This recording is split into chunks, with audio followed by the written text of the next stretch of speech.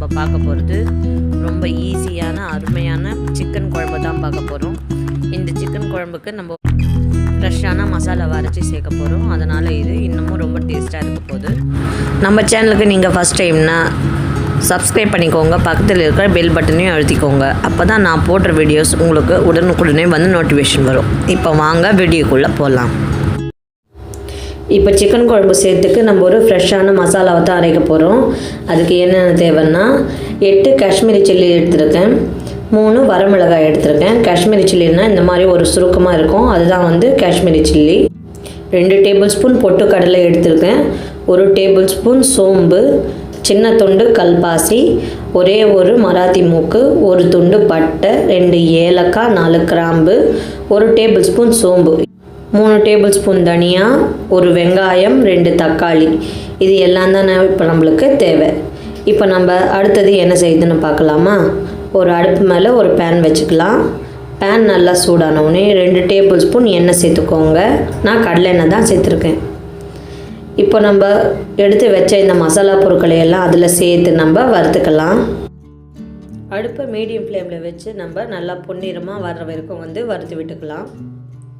நீங்கள் இந்த மசாலா பொருட்களை வறுக்கிறது ரொம்பவே முக்கியம். அடுப்பை நல்லா மீடியமில் வச்சுட்டு அதுக்கப்புறம் நீங்கள் வறுத்து எடுத்துக்கோங்க, ரொம்பவே வந்து டேஸ்ட்டாக இருக்கும். இப்போ நம்ம வெங்காயமும் தக்காளியும் இதில் சேர்த்துக்கலாம்.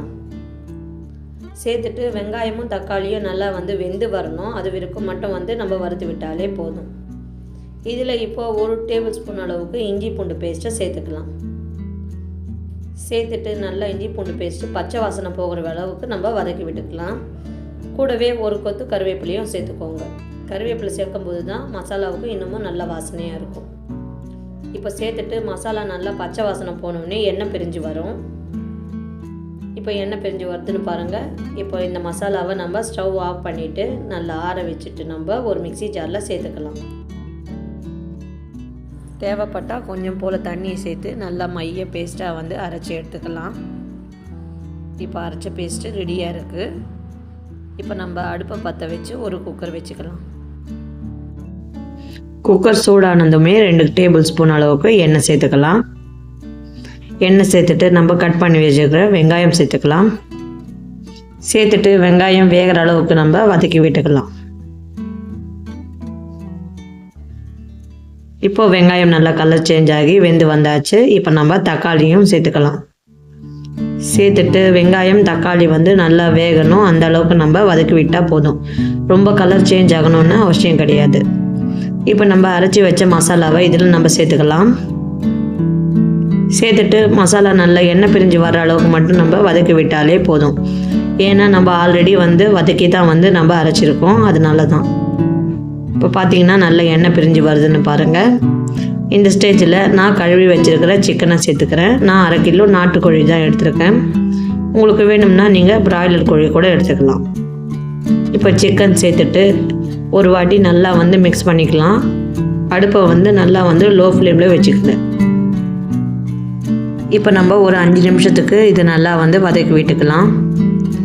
இப்போ ஒரு 1/2 டம்ளர் அளவுக்கு மட்டும் தண்ணியை சேர்த்து நம்ம மிக்ஸி ஜார் கழுவின தண்ணியை அதில் சேர்த்துக்கலாம். சேர்த்துட்டு நல்லா வந்து கலந்து விட்டுக்கோங்க. இப்போ அந்த சிக்கன்லேருந்து நல்லா தண்ணி வருதுன்னு பாருங்கள். இப்போ நம்ம கூடவே ஒரு 2 கப் அளவுக்கு மட்டும் நம்ம தண்ணியை சேர்த்துக்கலாம். சிக்கன் முழுகிற அளவுக்கு மட்டும் சேர்த்துக்கலாம். இப்போ நம்ம இந்த குழம்புக்கு தேவையான உப்பையும் சேர்த்துக்கலாம். சேர்த்துட்டு ஒரு வாட்டி நல்லா வந்து மிக்ஸ் பண்ணிக்கோங்க. இப்போ குழம்பு கொதித்து வரும்போது நம்ம மூடி போட்டு 2லேருந்து 3 விசில் வர வரைக்கும் வெயிட் பண்ணி பார்க்கலாம்.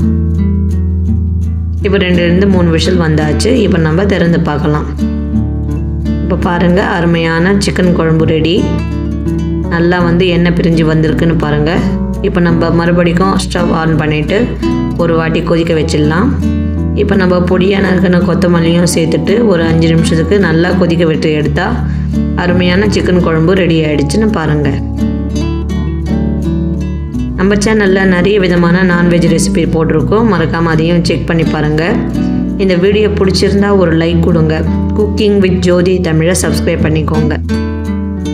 இன்னொரு நல்ல டிஷ்ஷில் சந்திக்கலாம். தேங்க்யூ, பாய்.